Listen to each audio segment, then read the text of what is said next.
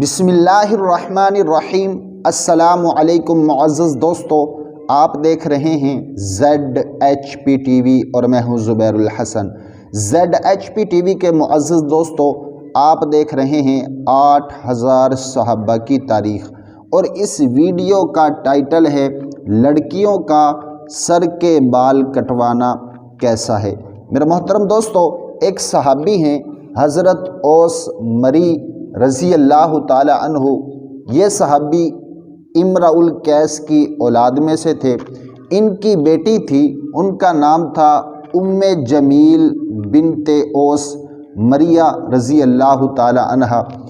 یہ خود سارے واقعے کو بیان فرماتی ہیں۔ یہ فرماتی ہیں کہ میں اپنے والد کے ساتھ آپ صلی اللہ علیہ وسلم کی خدمت میں گئی، اور میں زمانہ جاہلیت میں لونڈی تھی۔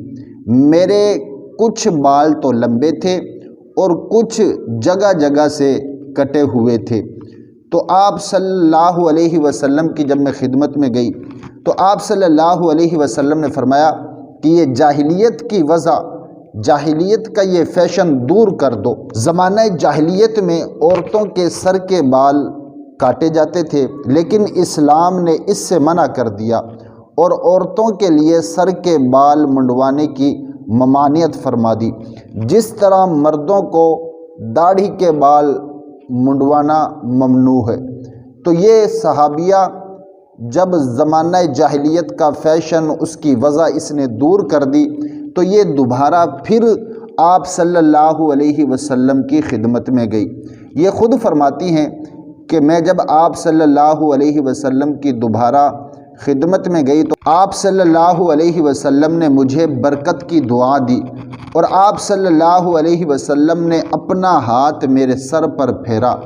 تو میرے محترم دوستو، یہ ہے آج کی ہماری ویڈیو کہ عورتوں کے لیے حکم یہ ہے کہ وہ سر کے بال نہ منڈوائیں، اور مردوں کے لیے حکم یہ ہے کہ وہ داڑھی کے بال نہ منڈوائیں، داڑھی نہ کٹوایا کریں۔